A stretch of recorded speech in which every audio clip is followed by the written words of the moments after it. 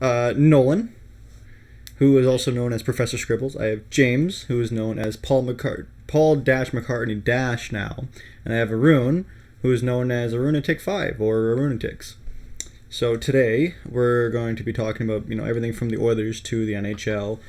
Starting off first and foremost with an icebreaker. What is your guys' favorite beer? Starting with Nolan. Uh, it's not the best beer I've drank, but my favorite beer is the Granville Island Winter Ale. It's the only beer that makes me sad that a season for beer is gone every single year. It's got a pleasant taste. You can't really get drunk off of it, so you're pretty much forced to just enjoy one or two beers at a time. And the aroma is beautiful. Fair enough, James. I'll go with Guinness. Ooh. It's got a really intense taste that turns off a lot of people, and I didn't like it for a long time, but I really, really, really enjoy Guinness now, and I'll just drink that like water. Is that because you're an old fart now? Pretty much, and it's actually a light beer, so I can drink It is. and not be absolutely wrecked. So that's good. Yeah. Arun, how about you, man? I'm gonna go foreign for this one. It's a German beer. Erdinger Weiss beer. Oh, yeah. It's Yep. really good. Yep. I went to Germany. That's literally the second beer I ever drank in my life, and it was like premium quality German beer. So love it. It's really good. You can get it in Edmonton. It'll just cost you like $12. Ooh. No, that's not fair. I had it at first round, and it was like one pint of it was only like $7. No, that's not for too bad real? at all. Oh, lucky you. Yeah. The Hey, first you know round how much it is downtown. in Germany? No idea. I don't want to know. At the superstore, I got 6. Actually, no. Each one, like you can take, it's pick and choose, like however many you want. Each one is like 79 cents euro. Okay, so we just hate ourselves. Being an Oilers fan would be much easier in Europe, I think. With all the cheaper beer. Yeah. Anyway, Except for the timing of the games, that well, sucks. whatever. That's a side note. Just Early use the morning example. drink. Exactly. As for me, I'd have to say probably just Stella or Miller Street Organic's pretty good too. Now, moving on to actual hockey stuff instead of discussing how much beer costs in euros. Nugent-Hopkins blocked a shot this week, broke his hand, and he's out for 6 to 8 weeks. And Davidson did something the other day, which we haven't really found out yet, but he left the game and he's on IR now, and with Reinhart I don't recalled. know what happened. I just looked away. I came back and wait, why is Davidson being helped off the ice? The commentators didn't even know. A goal happened, and then he's being helped off the ice by TJ Ford. I think he got caught between a rut in the ice and someone else pulling his ankle a little bit. Well, the what had been Because reported. I think it's some kind of tendon tear. It has to be. What had been reported after is that McClellan had said that he hurt a tender area, so either it was an existing injury or it might have been in his ribs again. But anyway, so starting with, we'll say James. Is calling up Reinhart the right call? Is it the end for Hunt? Is this kind of the start of the new age in the Oilers defenseman, or is it maybe Reinhardt's last chance to prove that he was worth the price? Well, I think Reinhart is the right move to bring him up. I also don't think that it's his last chance. I think that coming out of camp next year, he'll have to make the team and he'll have to stick. But I think that it probably will be the end for Hunt as well. He's 28, never really stuck in the NHL, so I could see him quite easily going over to Europe next year and just playing out his career over there, which is fine. But I don't see a future with him with the Oilers whatsoever, and he's no spring chicken when it comes to hockey age anymore, so he probably wants something a little bit more permanent, and I don't really blame him for that. Nolan?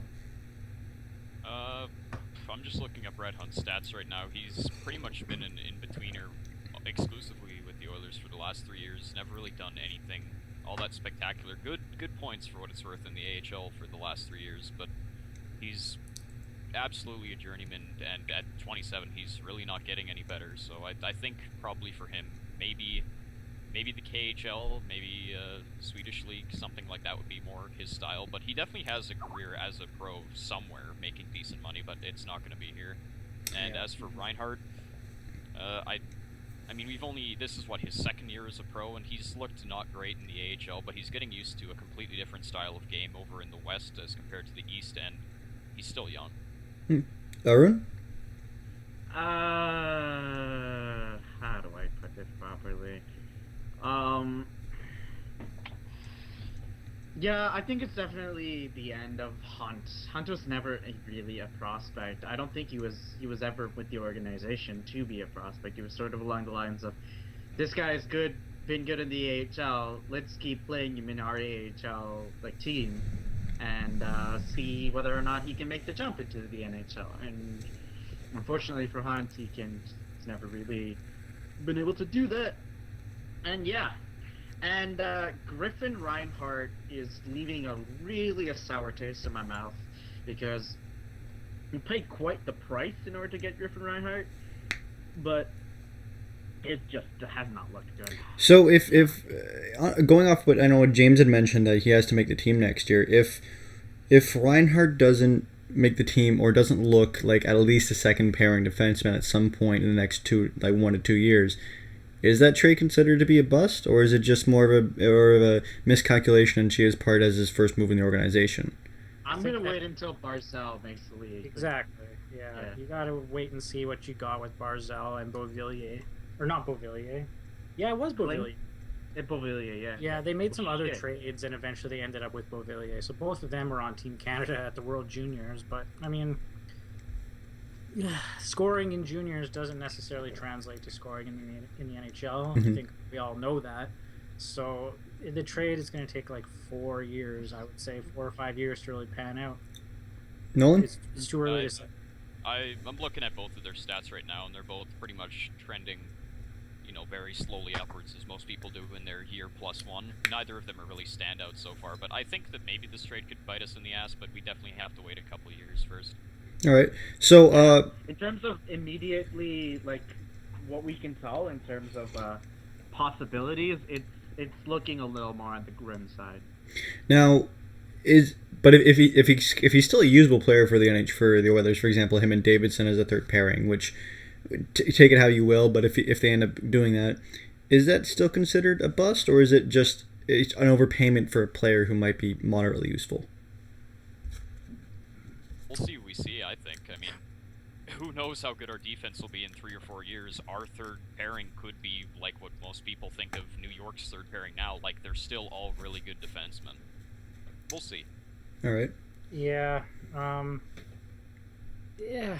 Jeez. Yeah, it could be closer to what you said. Not an outright bust, but an overpayment. I think that's the possibility there. Like, if I could wind back time to them making the trade, I probably just would have traded the first rounder. I wouldn't have added the second rounder, but who knows? Like, it's all just throwing shit at a dartboard at this point in time. Like, who knows what's gonna happen? Yep. Yeah. My, so to speak, only concern, like, a cool story, because I'm playing like the fake GM thing for the trade deadline, right? Oh Jesus! For that one, yeah. And I have an offer right now for Cody Franson, who's a UFA, and a second round pick in the upcoming draft for Griffin Reinhart. And right now I'm like, oh gosh, I hope if that actually happened, I would be happy. When we have a situation like that, yeah, like Cody Franson for Reinhart alone seemed even, and that's how it feels like to me. I don't see enough upside in Reinhart right now. All right, so now moving on a little bit, kind of in terms of still Oilers players, but something I actually forgot to include on my list because foresight is good. Cam Talbot signed a big contract. Well, not big, but 3 years, $4.167 million. Do you guys think that's a good number, a good term, or do you guys think it's too much money, too long term? What do you guys think about that? Starting with, I guess we'll go with James on this one. I like it. I think even after the deal kicks in, he was like the 23rd highest paid goalie. 24th highest, yeah. Yeah, so 24th, yeah. The money is fine. I don't mind the term either. 3 years, like that's manageable. Overall, I really like the deal. It puts Talbot in the driver's seat to be the starter from here on out, which is what I think we were all hoping for. We wouldn't have been crushed if Nilsson really took over and had a Vezina season, obviously, but we wanted Talbot to be the starter, I think. And I think he's slowly taken over that after a rough month there or so. But yeah, short answer is I like it. I do. All right, we'll jump to Arun of this one and go Nolan after. I would play a bit of a devil's advocate on this one. Oh, yes, I do like it, but at the same time, I just my concern in terms of the contract isn't the amount or the term. My concern is the NMC, and I just like the reason I'm putting it forward as a concern instead of saying like, oh, this is a huge problem, is that I just hope this doesn't turn into a theme, because this has been a habit of our wonderful Chia to do in the past, where he had the NMCs like was it bread to homeless people, Like they're going out of style. Like they're going out of step. Bread to homeless people. Bread to homeless people. Okay, Arun with the They won't okay. say no. Yeah, But but they're the, What else do you throw at They're not homeless really people? helping. It's a no movement clause. yes, yeah, it's a no movement clause for 2 to 3 years, and in the last we can't give him the Scrivens treatment. We can't give him the Doom treatment. 2 years of NMC. Last year is a modified MNC, so it's NTC.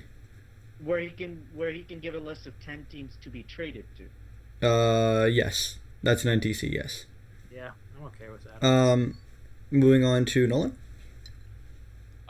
Complete gear shift from what Arun said. The only thing that I don't love about the deal in its entirety is what it implies for Brissois and Nielsen. I think the money is great. He has potential. He has upside.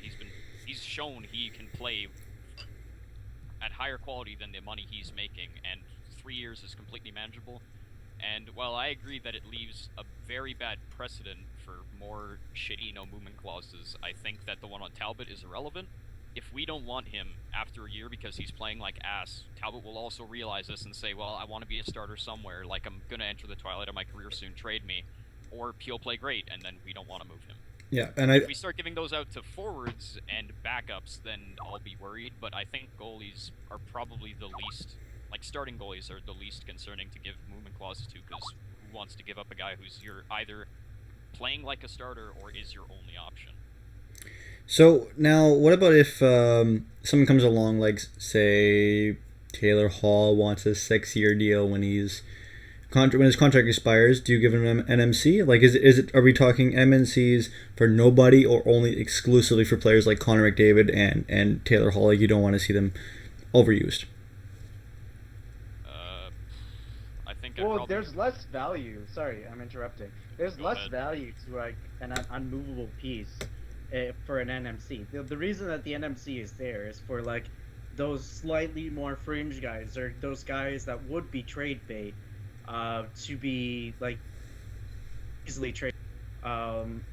to have that job security. So like that NNC to Hall, like in terms of contract negotiations, there's no reason that it needs to be put up. And seriously, Adam, you need to show that, because that is freaking amazing. Yeah, we'll show it after. Yeah. Almost on topic for now. James, do you think the MNC is concerning, or do you think it's just kind of a thing? Well, in my perfect world, I mean, you wouldn't give them to anybody, but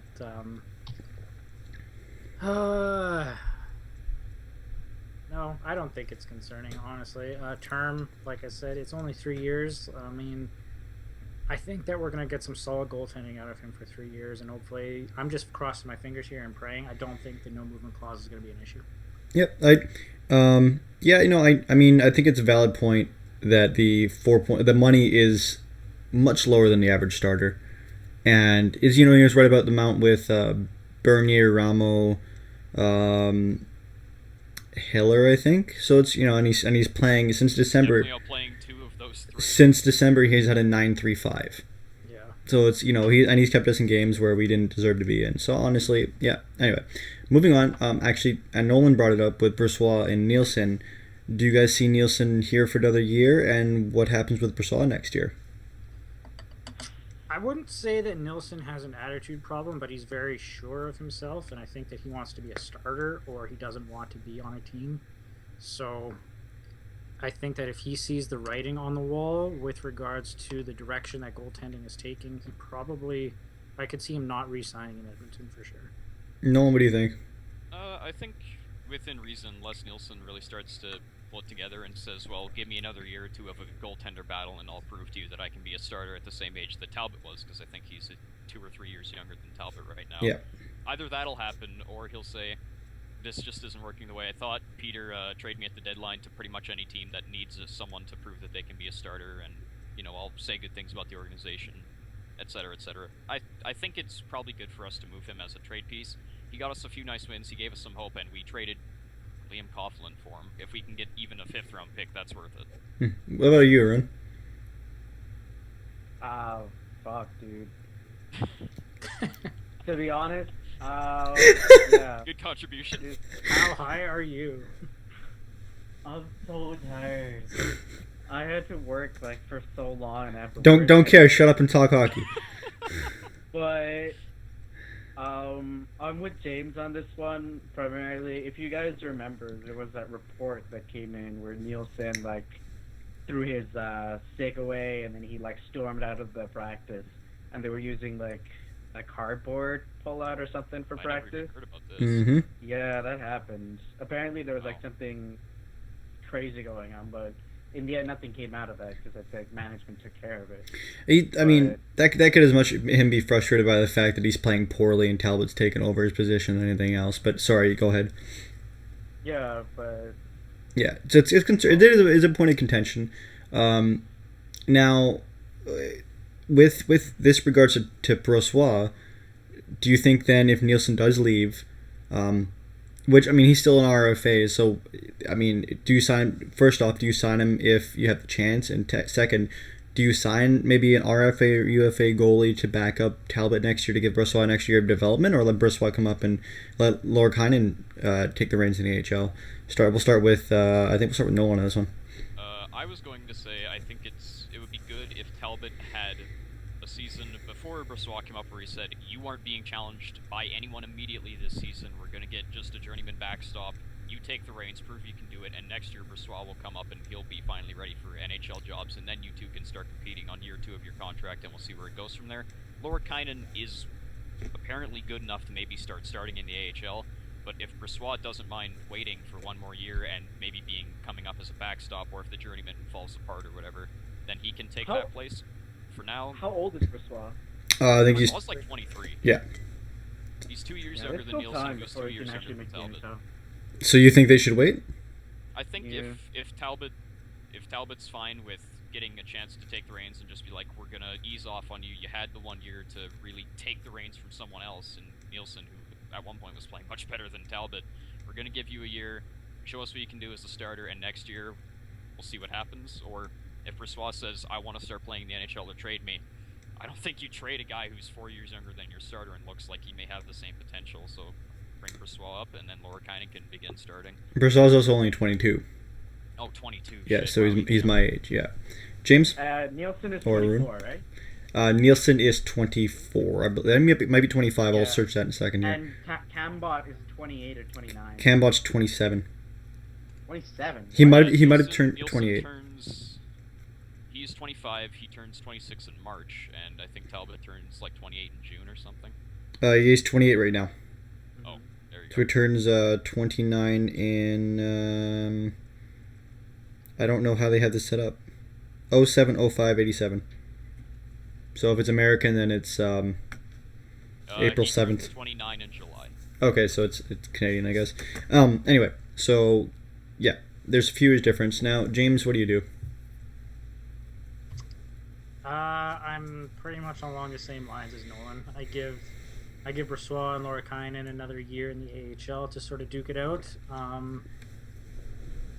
I don't think that Nielsen will be cool in a very defined backup role situation, so you might have to just get someone else to step in there for a year or so. But then after that, I mean, Brossoit, he'll be 23, 24-ish at the time, time to slide in, time to make the jump to the NHL as a goalie. Obviously, they take longer, but I think he'd be ready at that point, and then Lorikainen can be the full-time starter in Bakersfield, and... Now, there's a couple of different options you can do also with this, I guess, is that you could maybe sell Brossoit at the deadline. Not Brossoit. Sell Nielsen at the deadline. Bring Brossoit up and have him start a couple games towards the end of the year. Or have Nielsen play a bit more, see if he can do it, and then have them battle out for the backup position next year. And what you guys see is more advantageous in that situation towards Oilers? I think for the sake of Nielsen and his pride, he'd probably like to get immediately going on trying to get a better chance at another team for starting. There will probably be a goaltending option coming open, if not this year, then at the end of next year when I think the expansion draft is supposed to happen, and he'll get a chance by then, but he needs to establish himself somewhere else, and as a backup, it's just not going to do it. Get a little value for him, give Brossoit a taste of the NHL, and see how he's doing, and at that point, I meant to add originally, use that to evaluate if Brossoit is ready to be a backup, and if that's the case, then don't have him play in the AHL, bring him up, and then have Ty Rimmer back up Lorakainen in the AHL next year. Do you not think that maybe more time for Brossoit as a 22-year-old in the AHL is advantageous to his development, though? That's true, but if he's playing comparable to how Nielsen has been playing, then I think you have to give him the chance. So I think either way, you do the trade for Nielsen's sake and just to get a little bit of value for him. I mean, what if he doesn't want to sign after a year and he just says, screw it, I'll just go back to Russia again for a year. I don't care, I'm used to that. Now, what if he decides to, like, the other thing you risk is that maybe he's hit a cold streak and Nielsen's actually a competent backup. Do you risk trading him at the deadline, losing a competent backup, and then having it bite us in the ass? That's true, but I mean, competent backup. Well, yeah, but he's an RFA. He can't go anywhere unless he wants to. Like, unless we don't actively want to sign him, trade him, he's not going anywhere. He's not a UFA. So I understand that, but in my mind, I mean, a backup goalie is. Well, could he not bolt to Russia? He could. However, well, I mean, why would he have a problem doing that again? Is my concern. Well, I guess it's. Do you risk him? Is going to go back to Russia. Well, but the other option is, I mean, he did play well for a good stretch, and there are teams that need at least options at backups now. So, I mean, like, do you? It's more like long term, I guess. Do you weigh signing him, or and risk him bolting, or do you get value from him immediately and at a higher value than you got him for? So it's buy low, sell high. Well, not to cut you off here, but I think maybe like one more round of talking about this and then move on to talking. Yeah, about different topics. yeah, no, that's what. For a while. Yeah, I was planning on doing that. Like, I just think with what that Talbot contract means to Talbot, the team, and Nielsen, it's just too much of a statement. Like, Anders, you're not getting a chance at starting here unless you start playing absolutely out of your mind. We've pretty much established that Talbot's our starter. He's going nowhere. He's making starter money. There's no room for you here. We could try and do like a Reimer-Bernier thing, but not only has that not really worked for Toronto, it would probably sour Nielsen's opinion of the team. Get something for him. I just don't see any reason to have him rot as a backup or bolt back to the K. Sure. All right. I think we've kind of aired that one out enough. So moving on, the trade deadline is February 29th this year, which I think is the first time it's happened in quite a while. But so as of this right now, the Oilers are 8 points out of second and third in the division. San Jose has they're in second in the division, has 4 games in hand, while Vancouver has none. I believe they're in third. And then for the wild card, the Avs and Wild are each 10 and 11 points ahead respectively, and have 0 and 2 games in hand respectively on it. So basically, the Oilers are 8 points out of playoffs, with the team in being Vancouver that has no games in hand on us. So are the Oilers, are they too far out of it at this point? Should they be sellers at the deadline, or are they still potentially in and need to be buyers? Here's the thing. What Connor does, honestly. Here's the thing for me. I think it's going to be a mix. Because this deadline is one where you're going to have pretty good defensemen becoming available. Primarily, what's his name? Shattenkirk. And for the uninitiated, Shattenkirk has been outperforming Pietrangelo over the past 2.5 seasons for the Blues. St. Louis is 4th in the NHL, though, so I don't think they'll be trading Shattenkirk during the season. Because they're going to a playoff run. You got to get some kind of value out of them. And on top of that, they've Mackenzie or Treger has announced that the Blues are looking for offense. And after they've backed out from the Drouin nonsense, I think they might be open to something like an Everlay. I think they were actually looking into Or Nuge, or it was either New York or St. Louis was looking at Nugent-Hopkins. But then again, he's also broken his hand, so that's not happening. Seriously though, Nuge and something else for Shattenkirk would be a very fair trade. What I think did that's giving up too much for Chad. I think that's It's for UFA, yeah. well, and Yeah. the other issue is you Also, how long Nuge is signed for? and the other option you run into is that Nugent. I mean, look at how bad we've been in the last 3 games without Nugent-Hopkins. We've been without Connor McDavid too, but he's our We've best. been worse without Nugent-Hopkins. Like our defense just, I don't know. Like our defensemen seem like they're working overtime over there. Well, mind you, Davidson. Anyway, so going back on topic, James, are we buyers or sellers? Sellers, no doubt about it.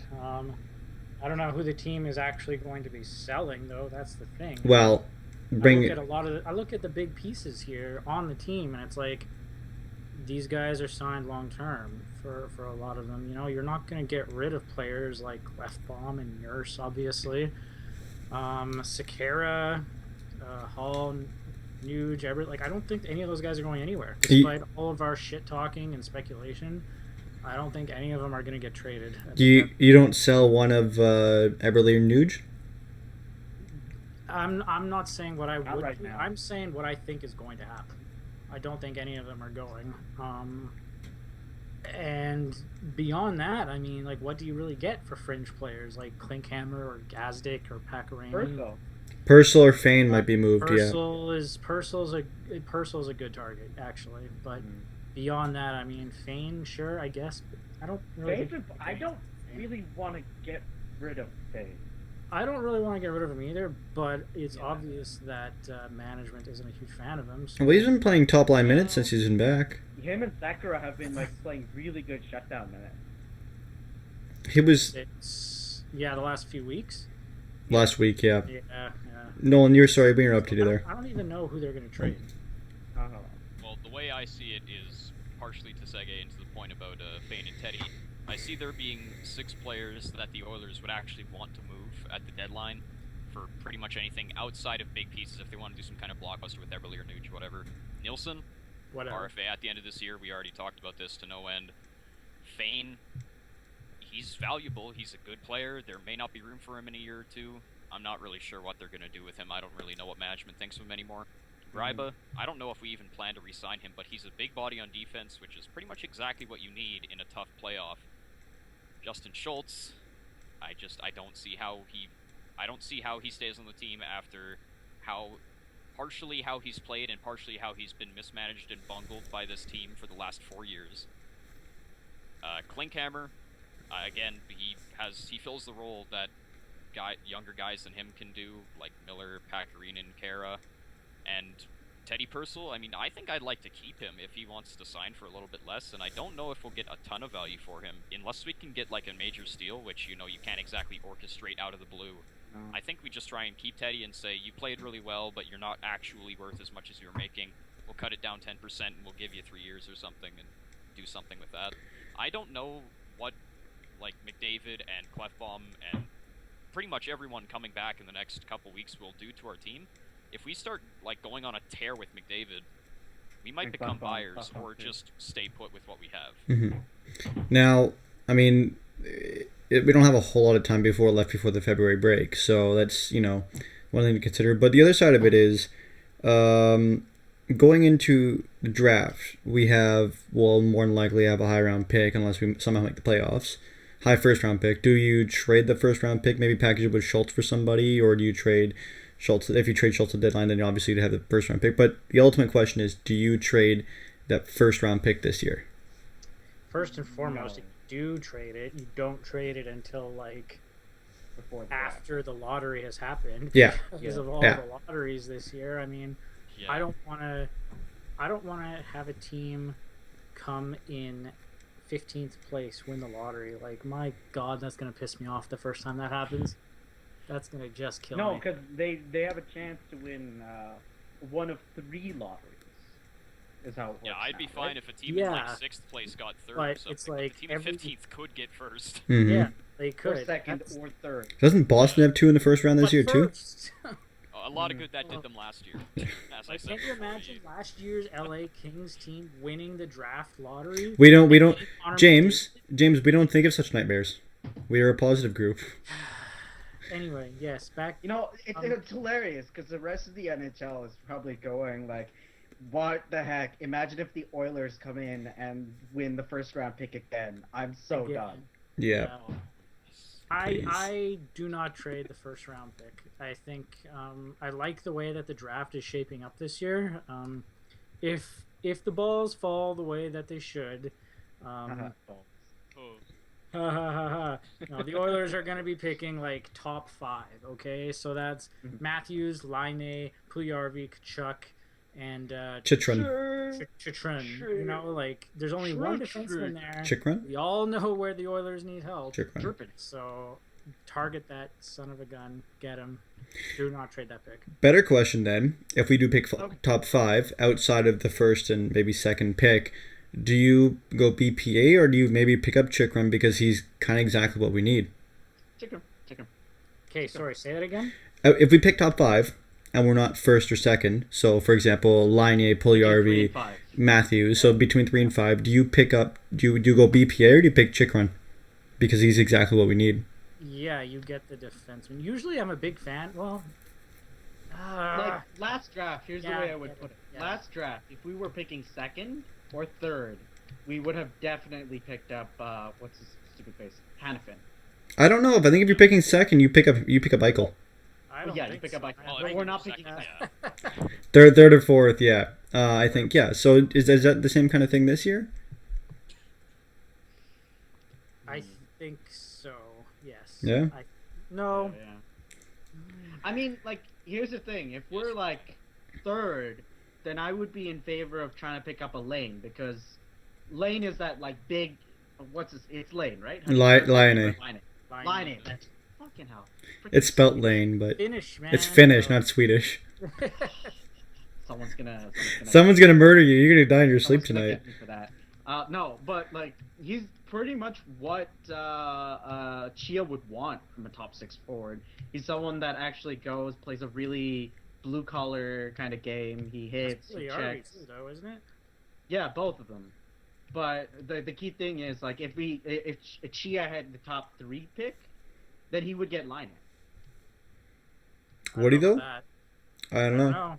I think he would. I Yeah. think Puljujarvi is more. Like Puljujarvi's higher rated. Still, like Laine, I think. Puljujarvi would probably go second, though, wouldn't he? I Uh, think Kachuk will go second. Nah, Kachuk won't go second. No. Matthews is going first. The big I think Puljujarvi. discussion and debate is between Laine and Puljujarvi Yeah. in 2-3. You know, beyond that, I think it's Chychrun and then Kachuk, or Yeah. either or. No, it's Either Kachuk and then a bunch of like nice Nylander and yeah, Nylander. two other Right. Churchin actually fell from like Gauthier. he was in the discussion for top 3, and now he's in like within the top 10. I'd actually He's really love. solid. Gochi is a big body, kind of dry settle-esque player that'd be kind of interesting to pick up too if we're picking lower than 5th. Yeah, and- he's scoring like a goal a game over in the queue. Nolan, we completely ignored you on that one. If you're Yeah, not I was scoring waiting for a a goal chance a to game, jump you're in, but not it was playing just a for constant stream. Yeah. Patrick Laine is 6'4", 210. Like, that is the definition of the guy Chia wants. It's a big boy. How big is Pouliot? Like, we think Pouliot's big. He's 6'3", 200. Like, Laine is huge, and he's 18. Like, that's ridiculous. He's gonna how get stronger, big that too. guy is. And He's he a could big still dude. feasibly grow taller to, like, 6'5", 6'4 and a half. Yeah. I think if we're picking top 5, and Matthews Well, is top gone... 3, but I don't think he'll fall I'm lower saying than- top 5. Top 5. Not named Matthews anywhere. I think we take Laine. If he's gone, we take Chychrun. Yeah. Like, Laine's huge. We don't have a lot of what I would call slots for expensive forwards anymore. I mean, I'm assuming we're going to keep maybe 4 of the guys we have right now. Hall, Draisaitl, McDavid, and, you know, take your pick in the next 3 years of Everly, Nuge, or Yakupov. That doesn't get traded because we don't have that much money. But we only right now have 2 guys on defense who feasibly could be making more than $5 million in 3 years, and that would be Nurse and literally anybody else. So that could become Davidson. That could become any of the guys we drafted. Shit, it could become Pyjin in a few years. Or it could Bear. be- Yeah. Or it could be Bear, or it could be Chychrun.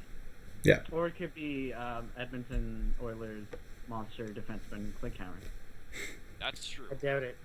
He could definitely make the shift to defense and be a real stalwart in the back there. Did he play like 6 defensemen one game? Because No, it was Romanuk decided that he was going to confuse right, Klinkhammer and that was it. Clefbaum all game because Yeah, Romanuk is an idiot, and please give me his job. How is he still employed? I still do not understand. I don't because Rogers owns a monopoly over Canadian television now. Yeah, and they don't need to give a shit about quality. Yeah. Okay. So moving on. Zach Cassian has come in and played. Okay, I'd say.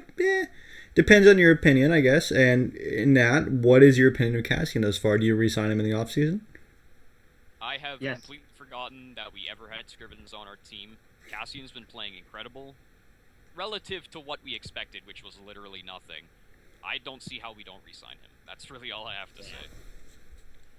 Yeah. I'm really liking the chemistry between Cassian and Pakarainen. Oh, Yeah. Saw that last game.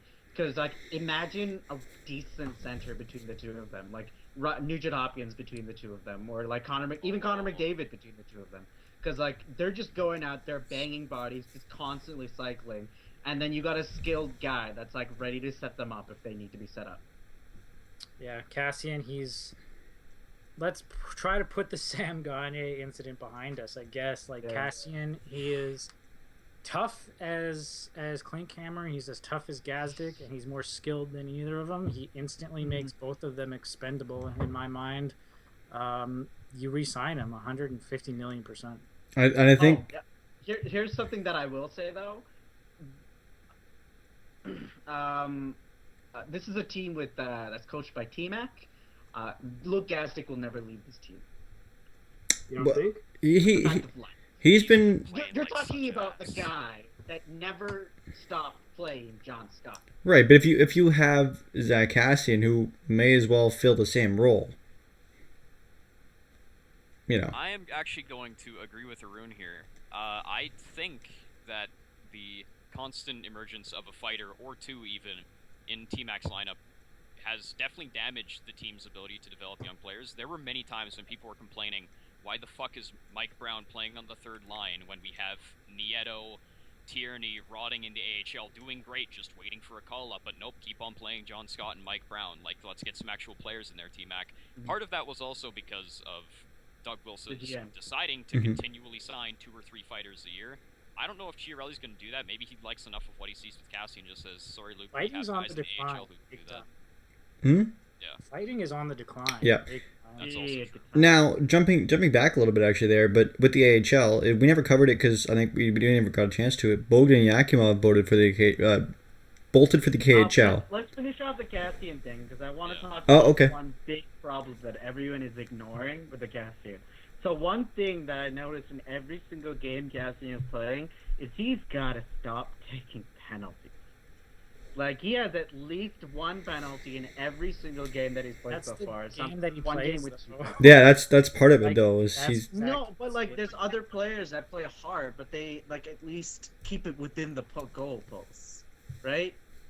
Yeah, That's he sort of the really does reason need- why like we ended up hating Cassian and like wanted like after he broke on his job because Cassian in his like attempt to always play on the edge, it's like sometimes he's just crossing it a little. now is every there.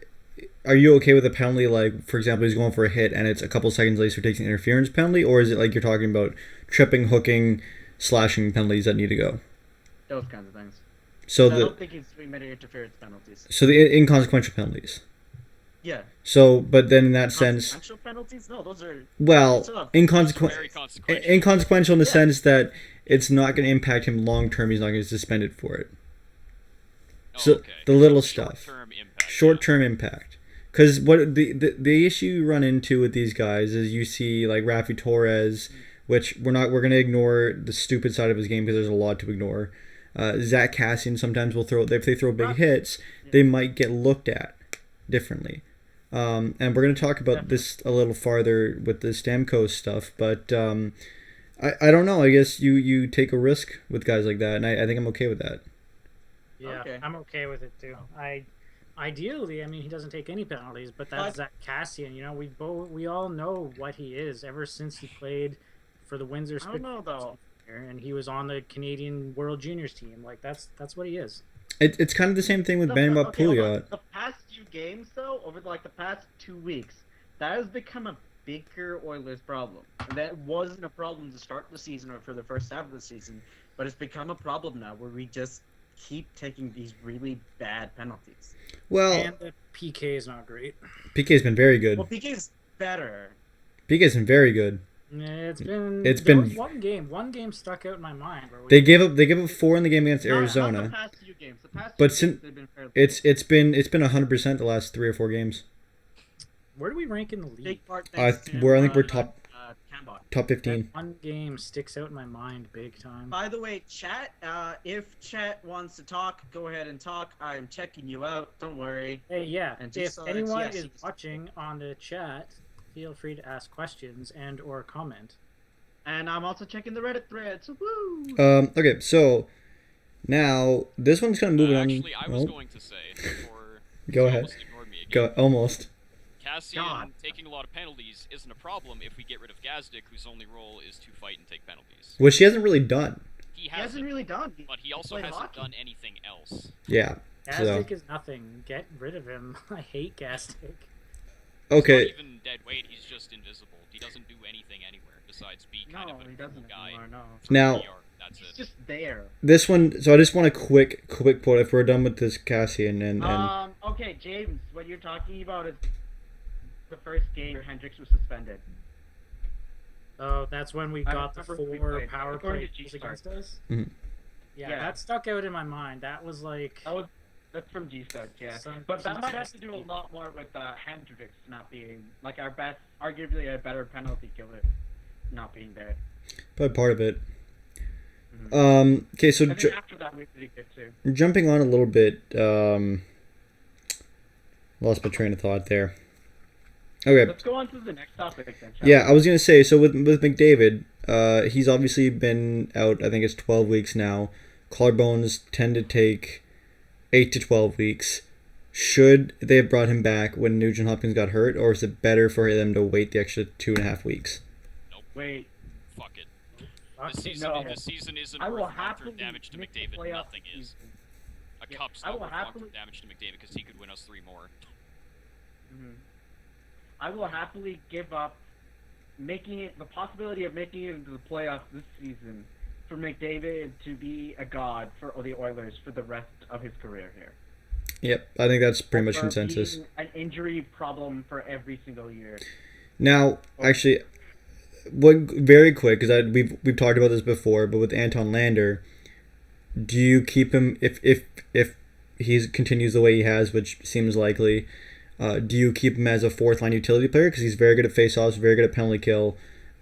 He plays his defensive role well. He just has no offense. What the fuck was that?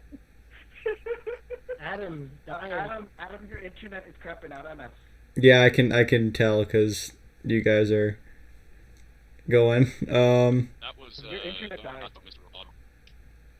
Okay, so what happened? What happened there? We maybe have had somebody else as the scapegoat. What? Just say the question. Okay. Flag. Okay, so with Anton Lander, we've talked about it before, but I want to keep it brief. Do you keep him as a 4th-line utility player because he's very good at faceoffs and very good at penalty kill and very good defensively? Whoa. What the hell? Yeah. Technical problems abound. Nah, just try to push through, I guess. Switched my internet. Just keep going. All right. Yep. For Lander, I mean, he's 2 seasons away from being completely irrelevant in Aiken's system. He's 1 season away from being a god under Nelson. I think maybe he's just having a really shit season. I mean, everyone has bad seasons sometimes. Like, no one's immune to being bad for a season or 2 at a time. Give Lander another year, let him be a utility player. Maybe just put him on the wing and see how he does, you know, switch him with Letestu every once in a while. We're running out of What is roster this, space for him right? because AHL guys keep on coming up and passing him almost immediately, like Packerin and even Kara. But I don't think you give up on him yet. All right, James. Lander's only strength is face-offs, though. You can't put him He's on good. the He's wing. good at the penalty kill. Takes away He from was his- doing fine most things last year. Penalty killers, in my mind, are not valuable. Like penalty killers, in my mind, it's like, okay, you're not skilled enough to make a difference on the offense or on the power play, so we're gonna stick you on the penalty kill. That's just how I feel. Penalty killers and defensive specialists, dime a dozen. Fuck them. Yeah, because like if you look at like the better teams in the league, who are the best penalty killers on that team? It's also the best players. Like, well, you look at LA, it's freaking Kopitar, Doughty. LA is also a Well, very that's different because team. Those guys are two of the best players in the world. What Yeah. is it, Put them Chicago. everywhere. You go to Chicago, it's Hossa and Taves. You go to Boston, it's freaking Bergeron and Marchand. Okay, well, what about Yeah, but who's on their what second about pair? Washington and fucking Tampa Bay? Ovechkin doesn't play penalty kill, now they're just Stamkos. Actually, Stamkos does. That's a lie. Yeah, but they're not defensively. Stamkos does penalty kill. Anyway, But so no, like, it's just. okay, so we'll leave it for another day because that'll be a later one. Moving on to that's actually all the Oilers topics we have. So unless you guys think of something else, we'll move on to NHL. I got one. Sure.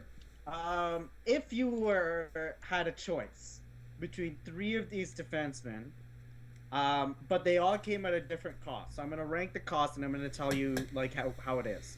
Lowest cost, Cody Franzen. Middle cost, Travis Hamonic.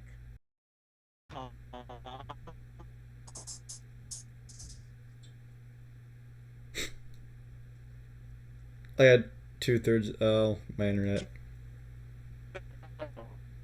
All right.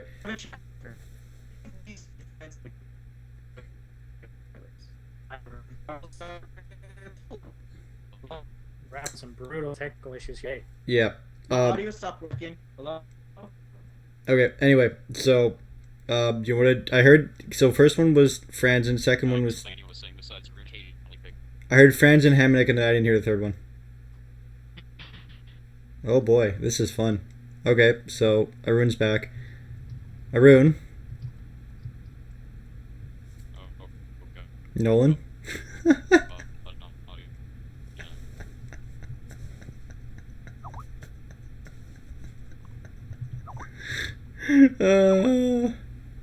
Stream is offline. I Adam crashed. no, I'm still here. No, stream is. If No, the we're stream back. is offline. Woo! It's back. You know what No, he said. it just I don't think Okay, so I gotta bring the modem downstairs or something. Okay, so Hamonic, Shattenkirk. No, sorry, it was Hamonic, Franzen, Hamonic, Franzen. Shattenkirk. Yeah, and that's in increasing Value. cost. Yeah, No, required cost in order to get the person. I'd take Hamonic in that case. Hamonic? Okay. Okay. Shattenkirk. Okay, Shattenkirk.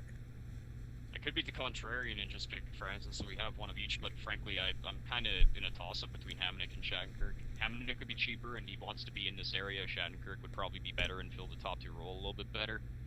But that may also crowd our top 4 with Nurse, Sekera, and Clefbaum already, so I'm going to say Hamonic because I don't know what we'd give up to get Shattenkirk, and I'm a little afraid of what it would take. Exactly, and the thing about me is that when I think about Sekera, Sekera, Nurse, and Clefbaum, is that if you pay less for a middle ranked guy like Hamonic that can play top 4 very well, then you have a very good top 4.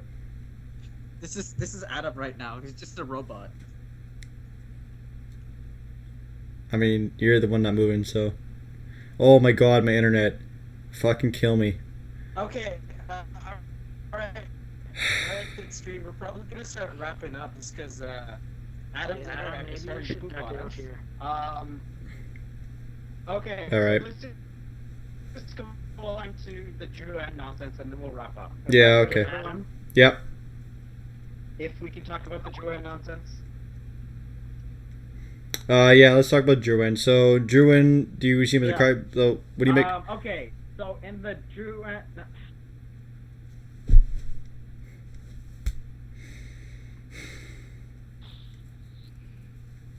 Alright. I don't know. Okay, so Nolan, you still there? Yep. Still All right. here. So, do you want to go ahead and start talking? Because I don't think anybody else is. Alright, Jonathan Druin.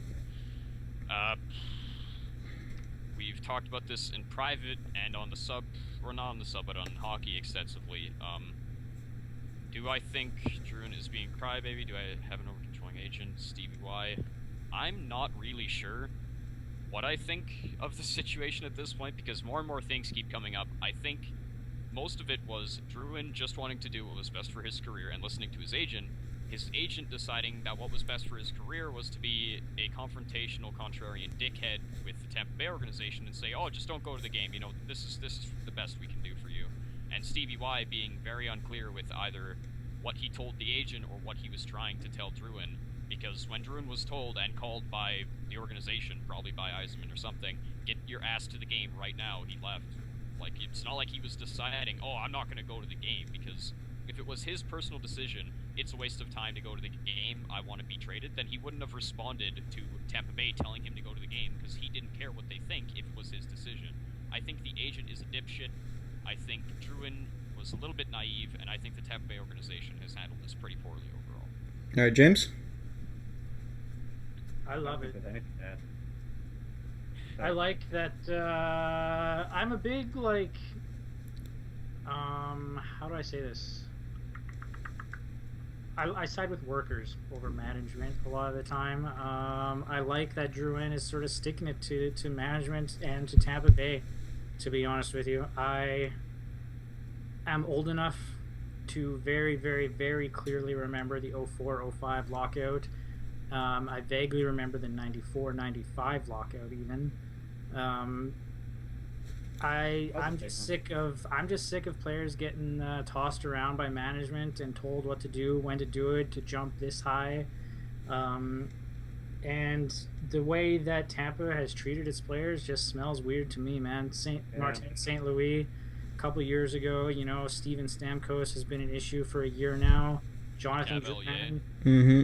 Like, it sucks, you know, like, obviously there's something wrong down there, and throughout the entire history of the NHL, players have been taken advantage of by management and by owners, and I'm really sick of seeing that happen, and I'm sick of reading about it from years past.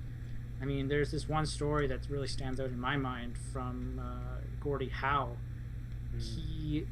Throughout his career, he got a $1,000 raise every year, and he was talking to another player. I forget the other player's name, but this other player was not as good as Gordie Howe, and they talked to each other, and this other player indicated that he was making more money than Gordie Howe. And so he goes to the Red Wings ownership and says, well, what's up with this? I'm a better player. I should be making more money. You've been giving me a $1,000 raise. Why haven't I been getting more than that? And then ownership at the time, I believe it was the Norris family, says, Gordie, I'm a businessman. You never asked for anything more, so I'm not going to give you anything more. And that stuck with me for a long time, because it just sort of indicates how badly players got screwed by the NHL for years and years and years and years, and I hate seeing that. So fuck Tampa Bay, fuck Steve Yzerman. I'm on Druin's side 100%. Yeah. My opinion of this is that there's fault on both sides. The one side is very clear because, like, this is a specific incident. The other side, like, it's the management side. You're not gonna see all the stuff that's going on back there. One side is, it's really obvious that, like, Druin should have tried a different route to go about doing it, but perhaps a more talking to management style of doing it, perhaps not as public, like the suggestions that Nolan was talking about. But at the end of the day, the question that needs to be asked is this going to become a recurring theme with Stevie Wonder? I like calling him Stevie Wonder. I hope so. For those of you that don't know. I think it has been a recurring theme. I love seeing this shit happen to other teams. I love it. Like, there's already comments coming about Steven Stamkos. There's already, like, Martin St. Louis left. I mean, that team is, like, so much talent on it, and perhaps even more than Edmonton. And I'm just like, what is going on there?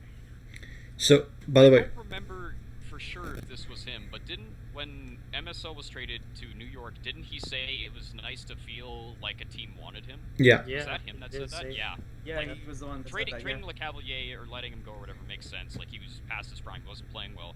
But St. Louis was, like, he's a staple. Like, when you think Tampa Bay in the last 15 years, first thing comes to my mind is Martin St. Louis. I remember watching him in the playoffs when they beat Calgary, and it was fucking awesome. And that was the identity that I had in my brain for the Lightning for a decade. As, like, a kid growing into a teenager, the Lightning were St. Louis and then Stamkos when he came along, but mostly Martin St. Louis. And to be just discarded like that, when he was still playing really well, even up to the day he retired, like, something is really amiss, and I think it's deeper than Yzerman, because this has been a problem. Well, no, how long's Yzerman been in power? Just like the last 3-4 years? 3 years, I think. He's been there 5 years. I mean, in that 5 case, years. Yeah, shit. His first draft was 2010 when they drafted Brett Connolly. Wow. Yeah, All right. Shit started pretty much immediately after he joined the team. I because think- these guys have all been disenfranchised. I think it's definitely an interesting prospect if you look at it, because this, not only this situation, but there just seems to be miscommunication between management and players. Like, you look at the situation, the reports kept coming out where Drouin and his agent kept saying that, oh yes, well, we expected a trade, and then Yzerman came out yesterday and said, well, no, there was no trade ever expected. And he said, well, okay, well, we were told that this is going to happen, and then this didn't happen. So Drouin's agent in this case is being a dickwad. He's an idiot, and Yeah. there's a lot of issues surrounding that, but I don't think that Yzerman and co. Well- did a great job communicating. If there's this much confusion. Hold on. Sorry, 1 second. G-Sards. Stevie Y pretty much inherited the MSL trade. No, he didn't. He was GM that season. Was he GM the season? Yeah. He was GM from the beginning of that season. He didn't inherit that trade. I think the big thing that really drove a stake between MSL and Yzerman was that he wasn't selected for Canada's Sochi team right off the bat. Yes. Yeah. He was Considering that he was a injury- leading scorer in Yeah, the he was an NHL. injury replacement for Stamkos. Yeah. And then he was on the team, but he wasn't picked at first, and he was having a phenomenal year. Yeah, and he was built for that bigger ice. Yeah, Anyway, so I think that the stream's decided to work again. So I want to cover one more thing because it's coming up Scott? soon. Yes, John Scott and the All-Star.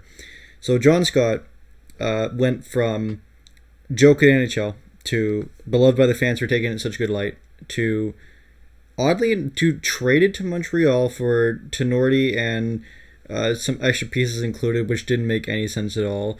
To then there coming rumors out about it being an orchestrated trade, where He was just he was asked, unforcibly. where he was asked to step down, and now the NHL has conceded and made him the Pacific All-Star captain yet again. What do you guys make of the whole situation? Do you think it's a joke towards the NHL? Do you think John Scott should have bowed out? And are you going to watch because of this? Or are you going to watch not because of it? What do you think? it's a joke, but it played out exactly how it should have. I mean, if he's voted in, then he plays. It's as simple as that, but it is a joke, 150%. I mean, John Scott has no business playing in an AHL All-Star game. Let alone NHL. You know, it is what it is. You give fans the power to put people in a starting position, and the fans will vote in. You know, this isn't even the first time it's happened. You know, we were talking about this it's not. last time. Rory Fitzpatrick was, mysteriously overcome by someone else with votes last time, but whatever. You know, this is exactly how. Now, Zemus Garbage or whatnot was voted in by the Latvian fans.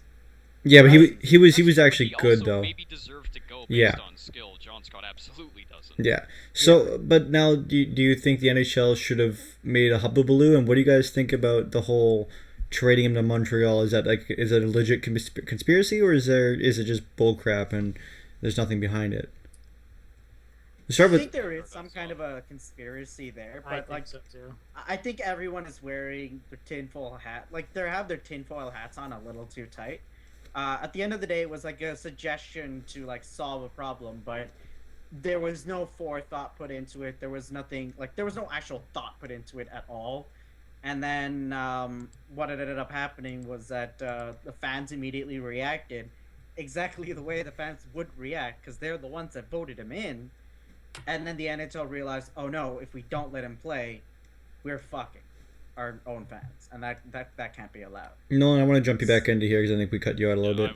I was gonna say, I think that the NHL, I don't know what the hell they were thinking, but I mean, it seems too convenient for like a guy whose heart and soul, like beloved in the locker room, would be traded for a defensive bust in Tenorti for no real reason. Like, there's no reason to get rid of a guy who won't play very much or well, but everyone in the locker room is going to rally around him whenever he says anything.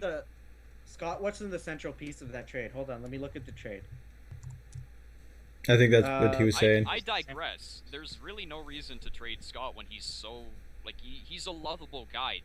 I don't know of anyone who's ever said anything bad about John Scott, and the NHL took a dive into the PR quagmire by trying to bury it and think people wouldn't like it. You gave fans the option to put who they want in the game. You may have had people actually watching the game to see John Scott play. You take him out and then say, oh, sorry, we'll put him back in now to try and save face. Like, I wasn't going to watch the game, but I may have tuned in to see Scott, but I'm not bothering now. Yeah, I was just going to say that's the last question. So, Nolan, you're not going to tune in? Are you going to tune into the with skills competition? I may pop in, partially because Scott's there, and partially because I just want to see what players can do and there's no pressure. But, I mean, I'm not a fan of the All-Star game as a whole, frankly. But, I mean, if we can get, like, some joking stuff and have people make a good time of it, then it'd be interesting. But I think the best All-Star moment that happened in the last, like, I think, not 5 years, longer than that, 6 years, was when Ovechkin came in and he put on all that Canadian attire. Yeah. When it was the All-Star game was in Montreal, and then he went and like did like the 2-stick shot kind of thing. Is it Montreal or Ottawa? I think it was Montreal for the 100-year anniversary. All right, James, you gonna watch it? I will watch everything. Yeah. It's not because of John Scott or in spite of John Scott. I'll just watch. I was debating. I was going to boycott it, to be honest, because I'm a petty little motherfucker, but I was going to watch it. I might watch part of the All-Star game. I do enjoy the skills competition because I find that creativity is kind of fun. Last year we saw that with Goudreau and Giordano with the shootout thing where I think it was Johansson grabbed a kid and they did a shootout, and then they did the same thing with Johnny Goudreau. Yeah, that was. You know how entertaining 3-on-3 is during the regular season with the NHL. Oh, I'm sure it'll translate so well over 40 minutes. Increased? Like, over 40 minutes? No. Players won't want to be busting their asses like they do in 3-on-3 to get a win. No. I don't. So what do you think? If you notice, 3-on-3 at the beginning of the season versus 3-on-3 now, it's completely different. There's nowhere near the same amount of intensity because players realize if they go too intense, they'll be too tired to like stop a shot on the other way. Do you guys think the score is going to be like 30? The 3-on-3 I watched in Pittsburgh a month ago was still pretty intense. I mean, like in the last couple weeks. There are some games, but Letang is an amazing defenseman. I think that's the key reason there. And James, I'd say probably everyone not named Malkin was playing like shit that game, Arun. Yeah. Oh, right, that's true. I'd say it'll be probably, I'm gonna guess it'll be like 18 to 15 for probably the Central. The KHL scoreline was 24-23, and because the KHL is infinitely superior than the NHL, the scoreline will be 20 to 16. All right. Yeah, no, I just think it'll be worth it. So, with that said, I think we're gonna have to wrap it up. Skype decided to kind of shit itself today, or my internet did, and then it told me that I had to get Skype Premium to make a group call, so that's why my webcam's off. So I don't know why it's decided to hate me, but it has. I have to do a fact correction really quickly. Oh. The trade between the Coyotes and Montreal was as follows. Coyotes traded to Victor Bartley and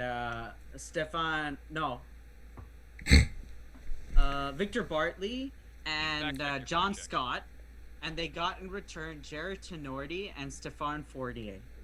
So just a bunch of nobodies. The key piece for Tenorti wasn't John Scott; it was Victor Bartley. I'd say John Scott was like an add-on.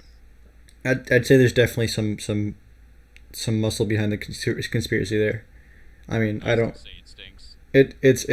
It smells bad and it looks bad and it's just awful. Anyway. They eat the poo-poo. That doesn't fit at all in that context, but okay. So, that said, thank you for joining us in the rOilers podcast. This has been myself, Sweet44722, Nolan, otherwise known as Professor Scribbles, James, Paul Dash McCartney Dash, and Arun, also known as Arunatix. As always, join us in a couple of weeks for our podcast. Check out the thread on Reddit, and feel free to message us if you'd like to join us as a guest at some point. Have a great day, Please do. and we will see you guys next time.